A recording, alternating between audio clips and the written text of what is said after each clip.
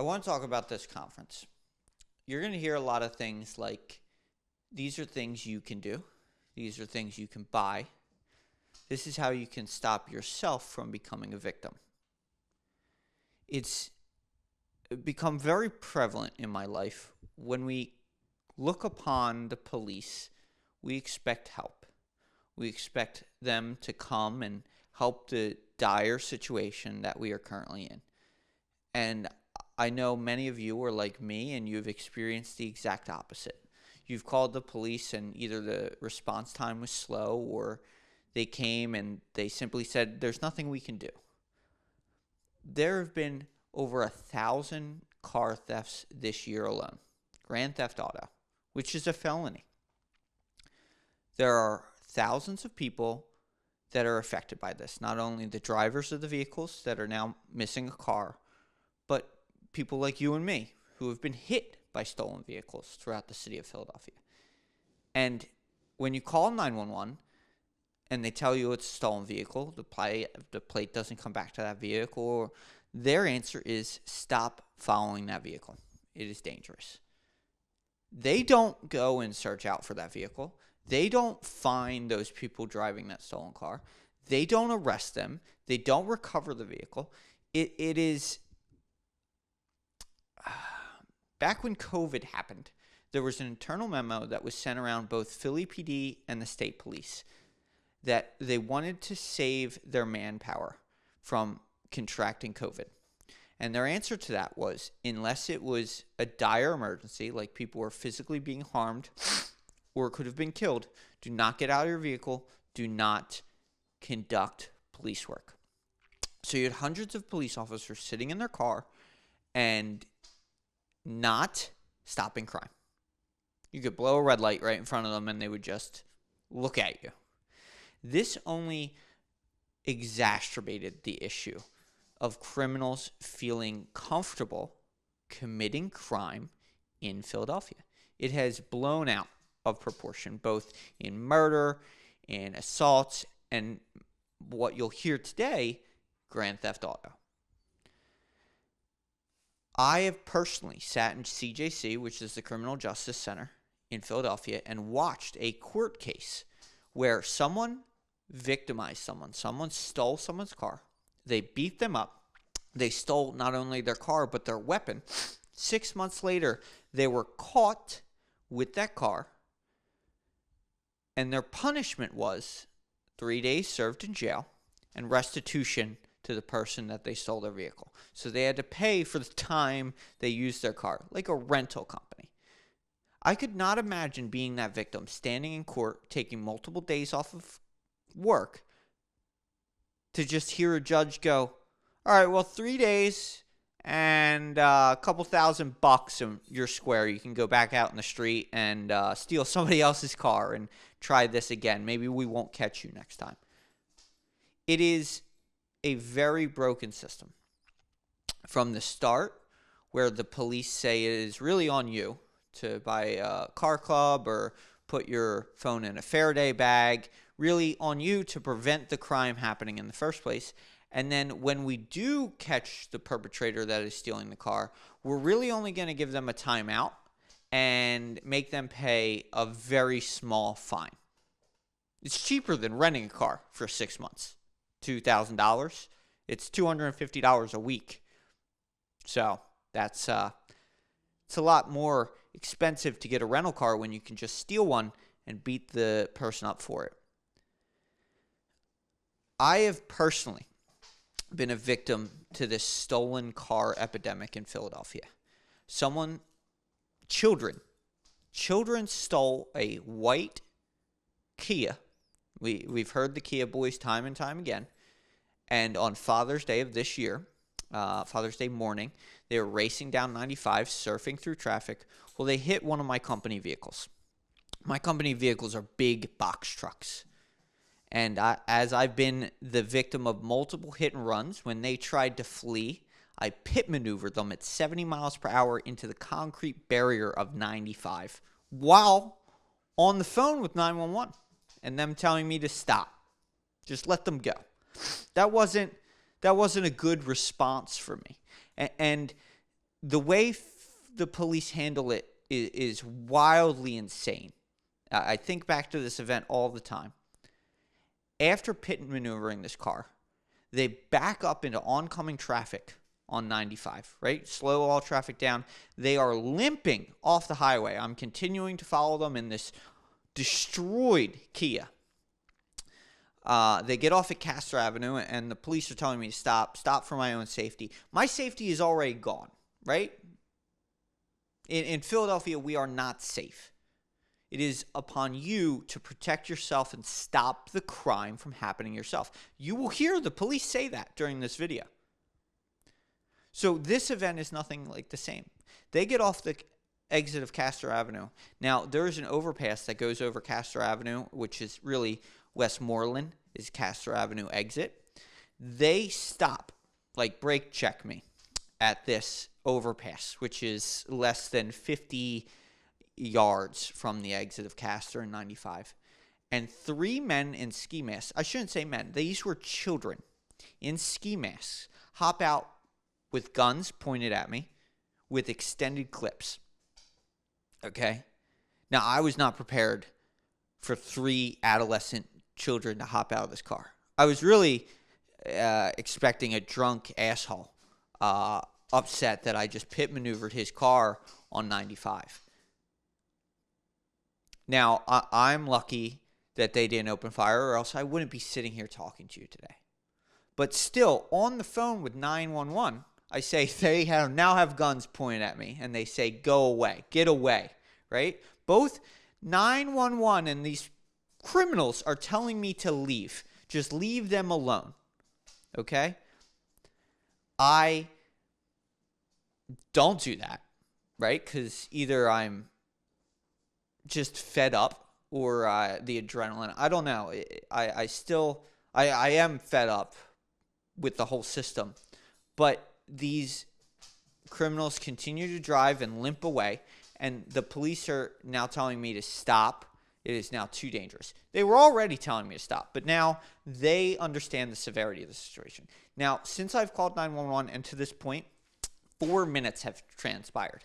4 minutes. Now, if I was an officer and I said there's a bomb or an officer was shot, they would have hundreds of police cars at this scene.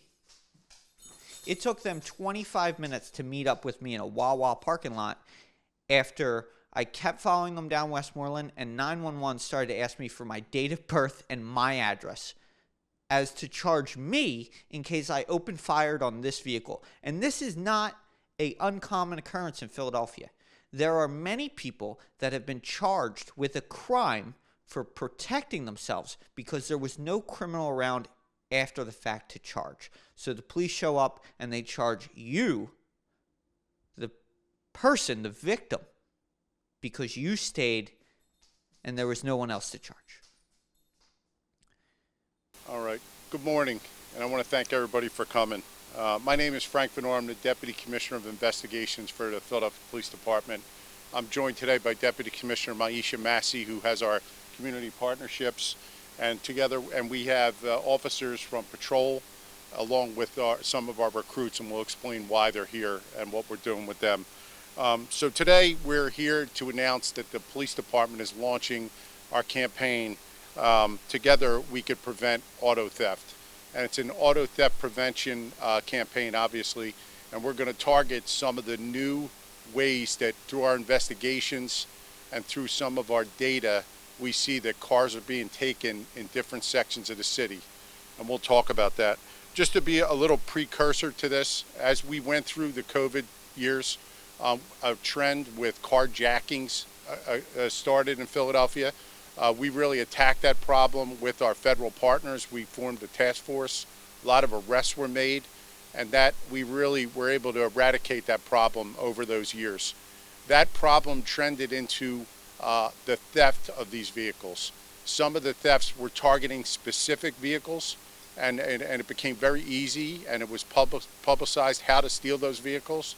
And during that time, we gave out the car clubs, and we really started to tamp that down. But the newest trend that we're going to talk about today involves the technology that really they were able to expound on and use for theft. They're using technology to take over keyless entry, key fobs, copy it remotely, and steal your car. And we have lots of easy preventive ways you could stop that. And we see areas of the city that are being specifically targeted. It's happening all over the city, but in different areas are being targeted more. So today, as part of this campaign, we're going to start going door to door in some of these locations. That's why the recruits are here. They're going to be utilized in some of these areas starting today. They're going to knock at the door, hand out our literature, and talk about the preventive steps that Lieutenant Brian Gear from Major Crimes Auto Squad, who's also here today, is going to explain to you more thoroughly and what to do with some of these to stop this technology from getting your car stolen. We realize the car is one of the most valuable things some people have. They need it for work, they need it for emergencies. We don't want to see that stolen, so we want to do everything we can to stop this trend and end it very quickly. So I'm going to turn things over to Lieutenant Gear.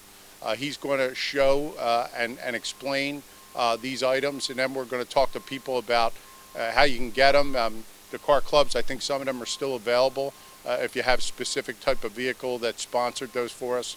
But we'll talk a little more about how you could get these preventative measures and tools to stop these incidents from happening. So I'll turn things over to Lieutenant Gear. Thank you, sir. Can I talk here? Is that loud enough for everybody? Yep. Okay. Gonna take this with me. This. I can put it if I put it in front of me on the table. Okay. All right. So I can go over each individual device for the recording. Okay. These different things up here are what we're recommending to the public to help prevent some of the methods of auto theft. This here is a Faraday box, and these are Faraday bags. They block the signal from the devices from being captured by criminals out there trying to take the device. So this one here is just big enough for a cell phone, and once it's pushed inside, it blocks all the signals coming to and from that cell phone. This is what we're recommending for individuals that like to key their car door, their keys by their front door. It gets tucked away inside and it blocks the signal from the proximity device. They'd like to use a method called a relay attack to steal vehicles.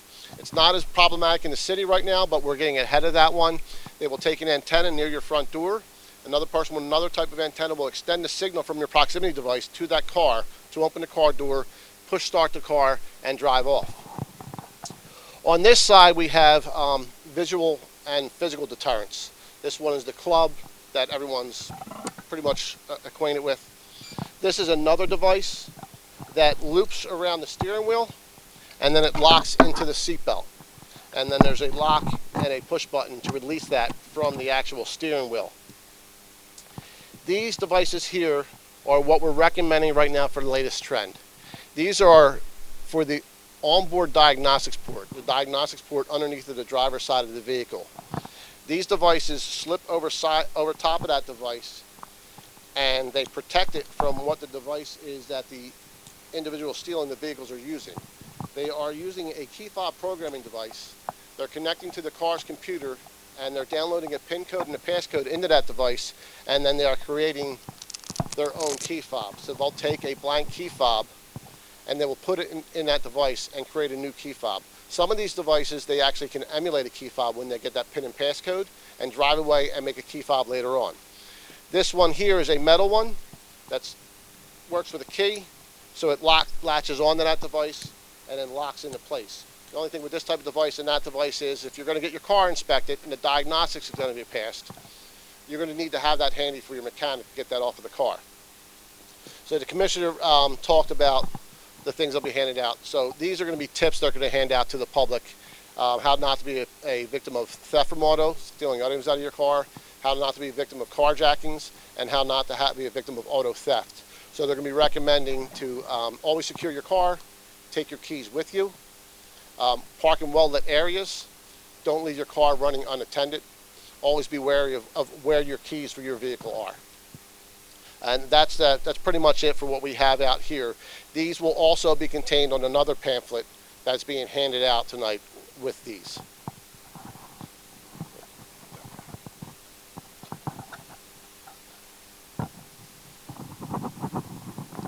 That's really it. I don't know if you have any questions. Go ahead, Meg. Well, we're still, I mean, as you know, we talk about it a lot, we're down in many of the crime categories. Stolen autos, we're slightly up. I mean, and we're compared against last year. I think if you look at last year and this year from the year before, it was up high, especially in the types of vehicles where it's a push to start vehicle. That seems to be the ones they're targeting. Not to name specific cars, but there are specific cars they're going to. You'll see the individuals doing this pull up in a car. We have videos. And let me just see that. I'm not going to like advertise this item because it's causing us a lot of grief, but it's this big, and they're able to use this to steal the signal between the fob. If they detect the fob and the car, they're able to create the other fob, and then basically your fob's no good anymore, and now they have a fob to drive away in your car. It happens very fast if you see some of these videos, and somebody will come out and their car will be gone. If their car's recovered, their fob's no good, because the fob they used is something that took over their fob.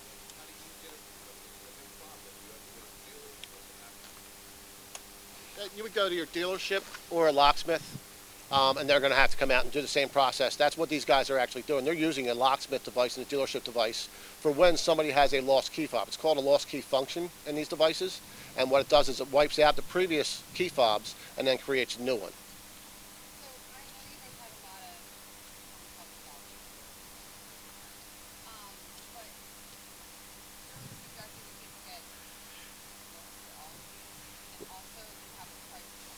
So, yes. So, I was able to purchase all these online, except for the yellow one again. They were donated by the previous problem we were having with the Kia boys and the Kia thefts. So those are what we were recommending for the Kias and Hyundais. We recommend them for any auto theft because they're a physical and visual deterrent. Once they get into your car, you already had a broken window and a broken steering column in some instances. And the Kias and Hyundais, they actually put out a software fix for their security system that isn't noticeable until you try and steal the car.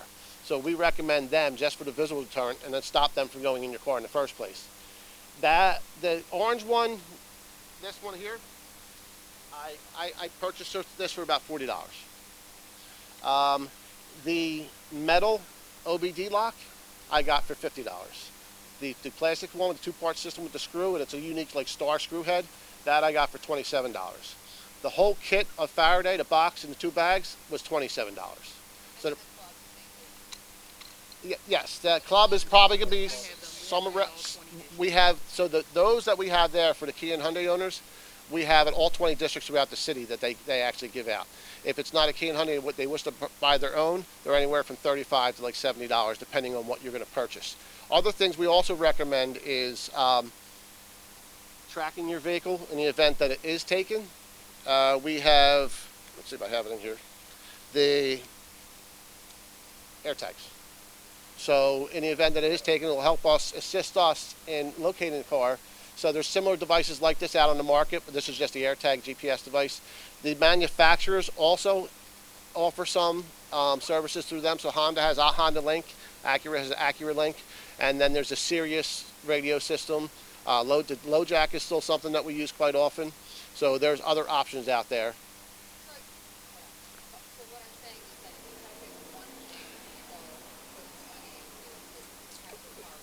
Depending on the Kia and Hyundai, I would recommend the physical deterrent and the visual deterrent. Right now, the latest trend is the key fob programming. So I would go with the OBD locks that are in the middle of the table. That's going to prevent them because that's what they need to connect to download the PIN and passcode to then create. Now going forward, we expect they could move on to this here, and that's where they're going to be stealing your signal. So that's the Faraday bags, but that's just a good precaution on its own. So if you're traveling, you're going somewhere, you have to go somewhere and hand your phone in, and you can put it out in the Faraday bag. They're going to hit all 20 districts throughout the city today, are going to have citywide. Well, the hot spots are, it varies. I mean, the hot spots are all over the city. Right now, most of your push button cars are like 2015 and newer. So it's going to be where a lot more of these newer vehicles are. One of my biggest concerns right now, and the community in that area has made it known to us, is the Northeast. And that's a heavily populated area. So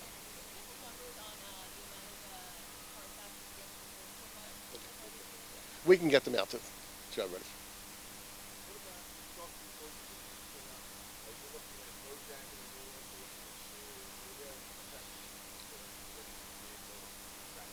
Well, we still have low jack devices in the patrol cars throughout the city, so that when we're in an area where that device is giving off signal, it'll help us direct us to where that car is. The Sirius, you call the manufacturer, and there's GPS in the vehicles. They have GPS antennas, and then Sirius will be able to tell us where within 500 feet approximately that vehicle may be. No, they're going to have to, that's why I said they would want to look into doing that now. It's more difficult after the fact. Some of these services have to be turned on while you're in the car and enabled. If the car's stolen, it's hard to do that.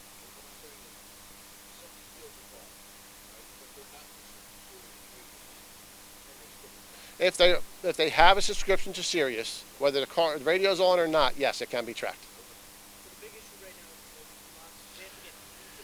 Yes. So yes, they're entering mostly through the same ways they've always stolen cars: broken windows, through a sunroof, defeating the lock in the door.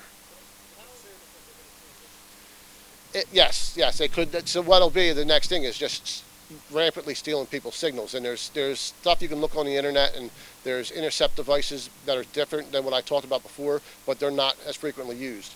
But if the manufacturers and the devices that we're recommending for the OBD locks start cutting down on the numbers, we can expect people to move on to other things.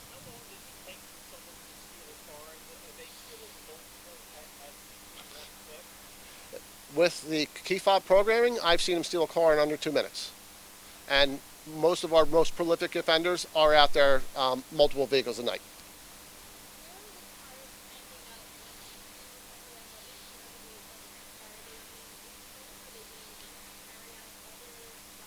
Some specifics of where they're being resold are part of current investigation, so I'm not going to get too deep into that.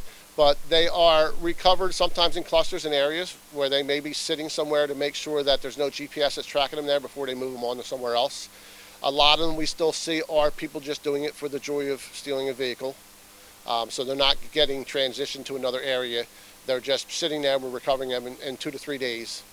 So that's pretty much two options right there. And the individuals are stealing them to go out and commit a secondary crime.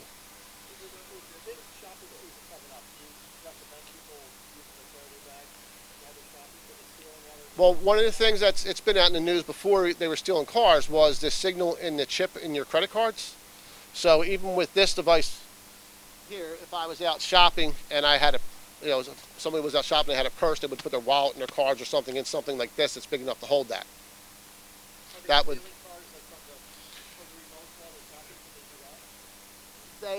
They could do that, but they haven't gotten that far yet. There's a difference. There's an issue with if I'm going to steal your key fob just by stealing the device and directing it towards your car, I have to know where your car is, and there's a limitation over the space of how far that can happen.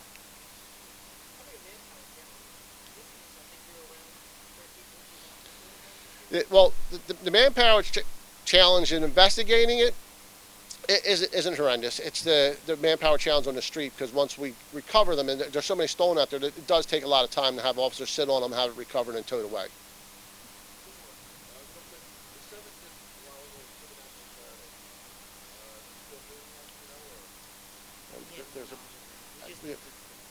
Yeah, just right now it's just the clubs.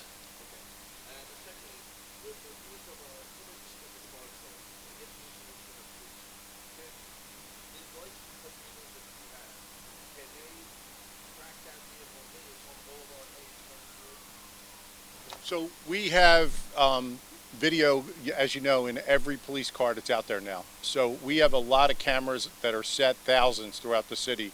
So if we have a tag number and we put that tag in, if it hits one of those, we see it. So we are doing that now, and we could track vehicles, and that's how we do recover some vehicles. It'll be more robust as all the cameras get turned on.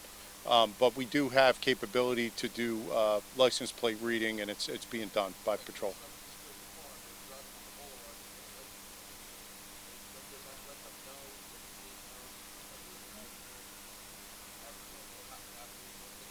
Yeah, we have the capability of seeing it. The other thing that you got to realize is you got to know your tag, right? So your cards and all that most people keep in the car, if that gets stolen, you don't know your information. That's a problem. So that's the other thing you should do as a tip is keep your information with you, and so it's safe, so that you could at least tell an officer, or take a picture of it, put it in your phone, so you could at least have the information to put out there. Thank you.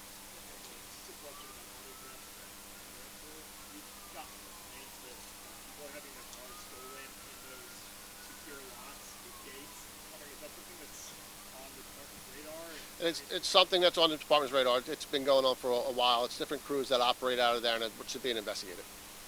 Still to this day, those 3 armed individuals are roaming around Philadelphia, probably stealing other cars, and the Philly police are not looking for them. The state police are not looking for them. I spoke with the police officers when they arrived to this Wawa, right? Sitting in this Wawa, afraid for my life, really, because now they could just spin the block or walk around the block and light me up, right? And the police officers, this is their response is, well, what do you want us to do about it? It's a bad plight. The car is gone. Well, I wanted you to respond in a timely fashion. I wanted you to apprehend these individuals and make the society and the community we live in just a smidge more safe. Prevent one more crime. That's not what happened. What had happened was this car was left abandoned in the neighborhood of Kensington, and these individuals got away. My vehicle left damaged for me to pay the repairs. And the officer, when he went to leave, he asked me, I'm just curious, do you have a gun? Because it was kind of crazy that you kept chasing the vehicle after they pointed guns at you. I said, why does that matter? Why aren't you asking yourself, why can't I spend the next 30 minutes of my on-duty paid time to drive around this neighborhood, to look for this damaged car that couldn't really make it far, right? The response, just I'm going to go back to my shift of sitting and doing nothing. We need to ask ourselves as a community, what do we want from the police? How do we want them to handle these situations? We see time and time again the Philly police leadership and the district attorney leadership asking us what we would like them to do. Any suggestions we may have to stop crime. It's simple. Go out, enforce it, catch the people that are committing the crime, keep them in jail, and make society a better place. This year we've seen headline after headline after headline where crime could have been prevented if the system had just worked. From the officer arresting the person, the judge sentencing the person, and then the jail keeping them in jail. But instead, you will see press conferences like we did today of you should buy this. You should implement this. You should stop yourself from becoming a victim in the first place. So it's not really on them. It's on you and me, which in my mind is wrong. It is like buying a TV that doesn't work, and then when you take it back to Best Buy, they say, well, just use your imagination. It's just there to help you with your imagination. It's an idea. It's not really supposed to work. That's crazy to me.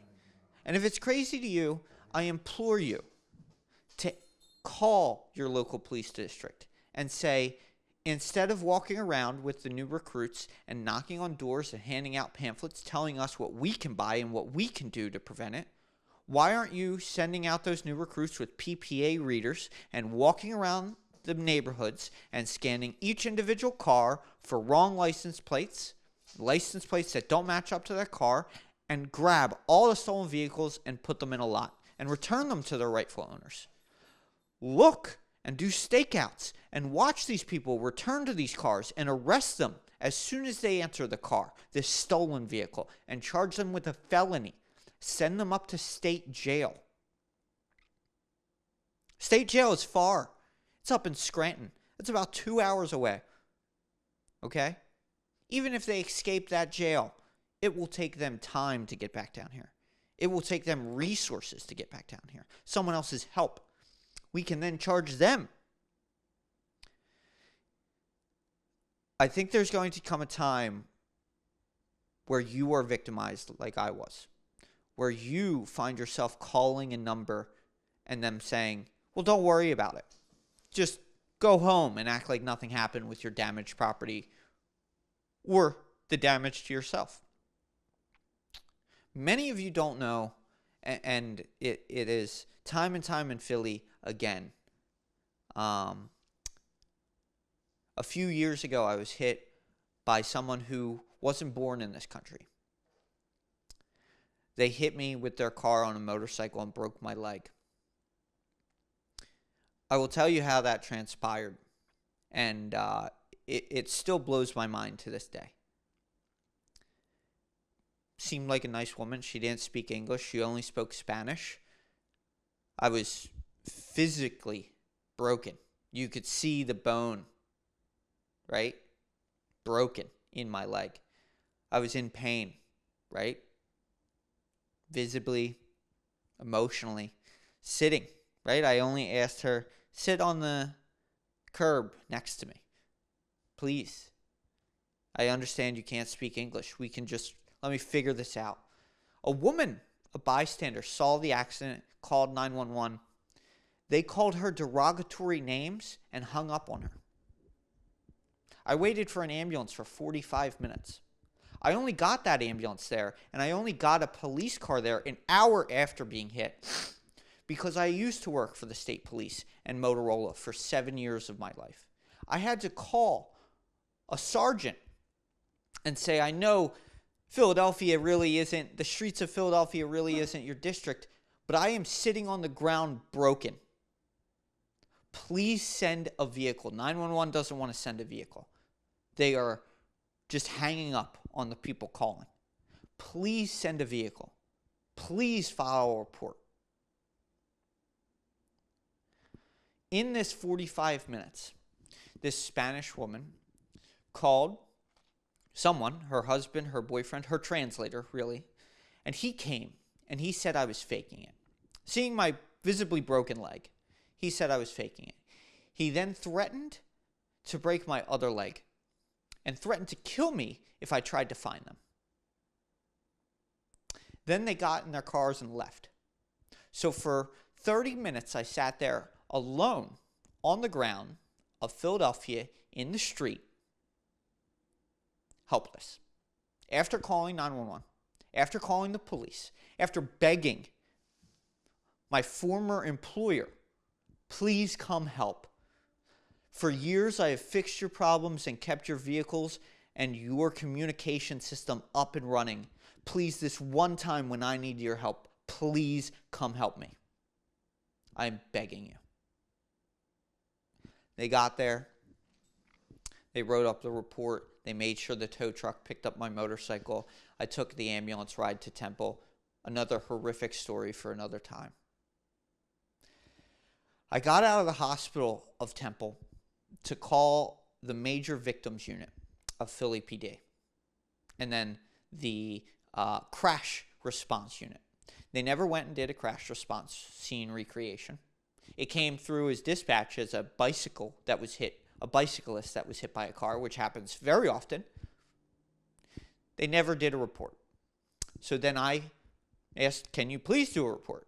Can you please go and arrest this person? After I had already hired a private detective out of my own pocket to go find them. And they did. The sergeant's response from Philly PD was, well, we really only charge people if they had hurt someone in a major way and did a hit and run. I said, well, what's enough for a major way? Like death? I was in the hospital for days. I broke my leg. I undergo 4 surgeries. What is a major injury? Do I need to be dead? Who then would advocate for me as a victim? He then spoke to his lieutenant, and they filed charges. They went and knocked on the door to this woman's home, and she admitted to doing it. Then we get to CJC. Same case. Now, in the state legislation and rule book of Pennsylvania, when you commit a hit and run that results in bodily injury, it's a felony, 1.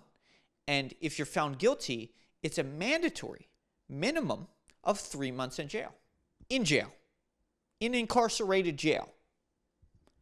Now, that's not how CJC played it. She took a guilty plea. She admitted to guilt again in court after 12 sessions. Her and her lawyer was hoping I wouldn't show up, but I took off work 12 times to show up when she only showed up twice. On the final day of her sentencing, a judge of Philadelphia sentenced her to 3 months house arrest so she wouldn't lose her job. So for the 5 months I laid bedridden, unable to walk to the bathroom for the first couple of weeks, having to urinate in a cup in bed. Her punishment, watching Netflix at home instead of going out to the bar and then going out for another drive. Getting to see her kids and spend time walking around her house. Getting ready for work to go back out into the community you live in to affect you. This is the system that is in Philadelphia. This is the system we see time and time again. And I implore you to call it out as I am for being broken. Call your leadership and ask why it is still broken. Why we have a town like Kensington. Why, when you call 911 and say you are a victim of a crime, they say, well, don't worry about the perpetrator. Let them get away. What is their end game plan? Because I'll tell you now, all of you know this. If we hired them as a handyman around the house and they came into our house and only left it more broken than it was when they got there, there would be bad reviews, there would be calls, there would be action. And we don't see it.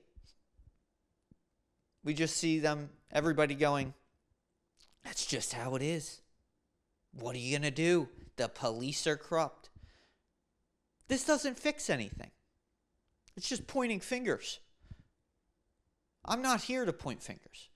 The system is broken. Fundamentally broken. When you can drive through Kensington and see people shooting heroin, or fentanyl as it is now, into their neck in front of a cop car and not being arrested. If you go into Bucks County, New Hope, and you smoke weed on the streets of New Hope, you will be tackled by police officers. If you shoot heroin in New Hope, you will definitely be arrested. In Philadelphia, that is not the same. Some may say it's a overcrowding issue. Some say it's a political issue. It's a whole problem. Not one part. It is a whole problem. We need to fix it. We need to band together as a community and point out the things that the leadership and people are doing wrong. Or else it's just going to keep happening. And it won't be to people like me. It's already happened to me. I know how to prevent it. I know that I will stop it as soon as it happens. And I have an attorney to make sure I am helped throughout that process. But it's going to happen to you. Whether it be your car being stolen, your child being hit by a drunk driver, theft, whatever it may be, you are at greater risk of being a victim of a crime than you have a better chance to winning on a scratch-off ticket in the city of Philadelphia. So ask yourself, do I want to go out and buy a car club for my car so it doesn't get stolen tonight? Or do I want to call the people that are in charge of fixing this and ask them why it is not fixed? I hope when you watch this and you watch the police breakdown of what you can do to prevent criminals using tool devices that you can buy off of TikTok Shop to steal your car, that you call and ask, why can they buy this device in the first place? Why doesn't this device need to be registered? Why aren't you contacting the state and local government and having this device made illegal for sale on internet shops? These are all questions it's free for you to ask. But I'll tell you what's going to become costly if you don't. The time that you miss from work when they steal your car. The time that you miss from your family when you have to go to court and tell your side of the story. The money you will see lost by buying these preventative devices to stop criminals that are just going to go to the next car, your neighbor, and steal theirs. It doesn't stop the crime. It only pushes it down to the next person. The police are not making new plans to stop crime. They are only telling you to do it yourself. So I implore you, Election Day has just passed. We have just chosen our fate for the next few years. You have to go to these people you've just elected and say, it's now time to do your job. I chose you to be the correct answer to this horrible problem. What is your solution? Thank you for watching. Please stay safe out there. Because just like the police are going to say, it is on you to protect yourself, not them. It is on you to prevent the crime, not them. Thank you.